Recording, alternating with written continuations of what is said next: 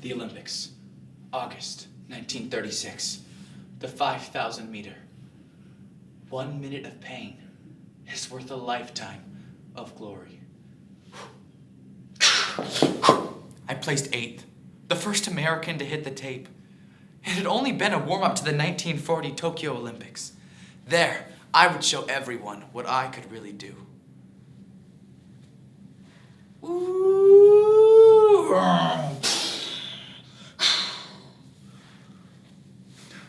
Japan invaded Manchuria. The 1940 Olympic Games were canceled. And my dreams came crashing down. Louis Zamperini's life is a story of survival, resilience, and redemption. His remarkable journey takes him from a runner in the Berlin Olympics into a world of war where he is faced with countless hardships. More than just a story of war, however, Louis' life demonstrates the power of Christ at work. After being brought to some of the lowest points possible to imagine, his life truly remained unbroken. Join me as I present the first-hand retelling of the world-renowned story Unbroken in the book Devil at My Heels by Louis Zamperini. With the world at war, I knew America could be drawn in any time. I applied to the Army Air Corps. The orders directed me to Hickman Field on Oahu. Each crew named its plane. We christened our B-24 Superman. Our pilot we called Phil Zamperini. I got a call. A B-25 has gone down in the ocean. We're the only crew left on base. Be back for dinner?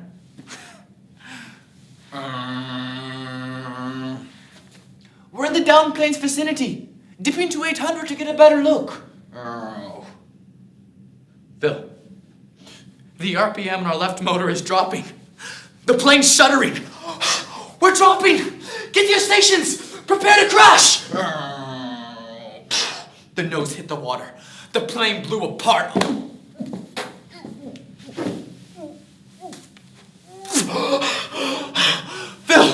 Phil, a gash on your head.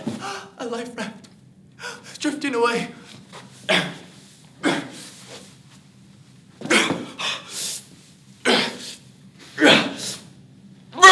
Here, Phil, take my t-shirt. Hold it on your head and press. Take it easy. Don't worry. We'll be picked up soon. For a moment, anxiety clutched me.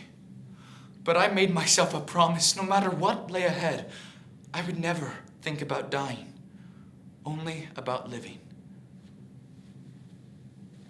Day 26.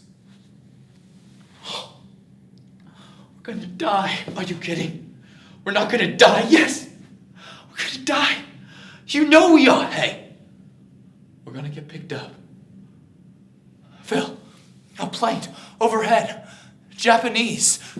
Probably has the same airspeed and range of our B-25. So how far away from the Marshall Islands? Currents are steady and headed west. We'll probably land on the 46th day. The days drug by. We would get there. Day 46.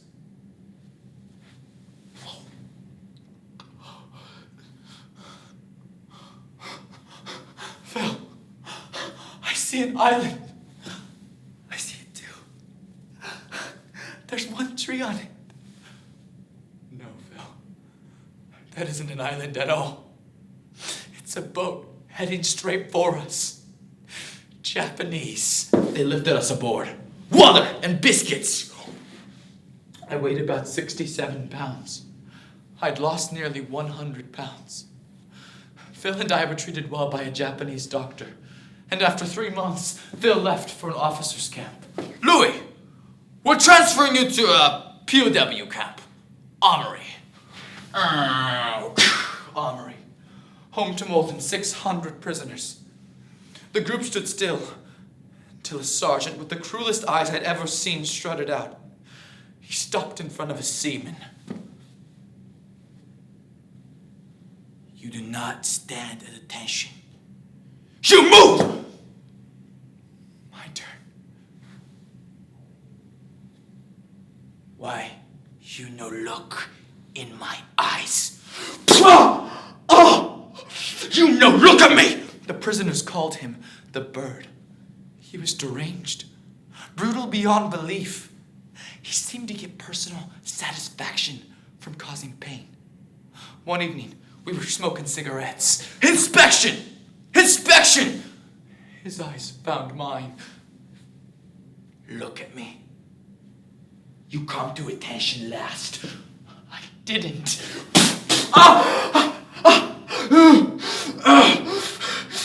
You are all officers. You should work. You should be example for all camp. Now you volunteer work. Volunteer. I'm not a fool. You know international law, but clearly ignore it. Sure. What kind of work? To unload coal from ships. The military police drove us like slaves. Work faster! Work faster! The coal baskets often weighed hundreds of pounds. One day, a guard shoved me aside with all the weight on my back. I tore the ligaments in my knee and ankle. The bird rushed at me, enraged. You stand at the end of compound while holding 6-foot hardwood timber over your head and keep it there for 30 minutes.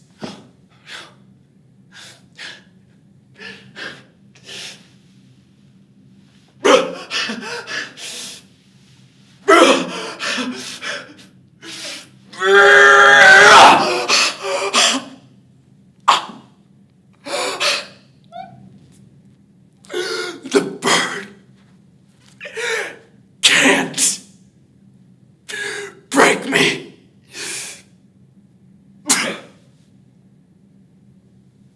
He punched me. I'd held the wood aloft for 37 minutes.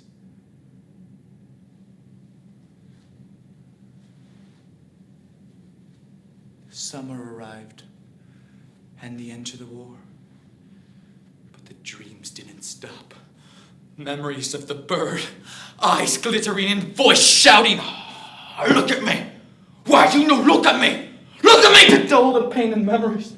I roamed from bar to bar, accepting drinks from big-hearted strangers. It's a miracle you're alive. There's no such thing as miracles. I went to hear the Reverend Billy Graham speak. He set up a tent on the corner of Washington Street. And it was wonderful. Not at all the way you'd imagine it. I expected Dr. Graham to start right in with the fire and brimstone, but to my surprise, he spoke only about one person, Jesus Christ. If thou shalt believe in thine heart, and shalt confess with thy mouth the Lord Jesus, thou shalt be saved. I thought about the war. On that life raft, hungry, thirsty, desperate. All I did was pray, Lord, bring me back safely from the war, and I'll seek you and serve you.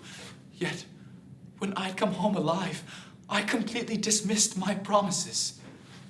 He wants all your life. Totally surrender your life to him and follow him. Surrender. I walked forward and realized that my decision was like running a race for my life. Jesus, please come into my life.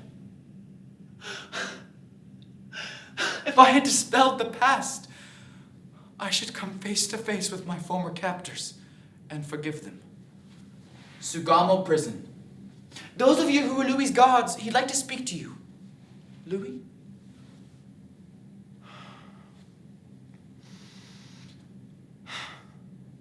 I forgive you.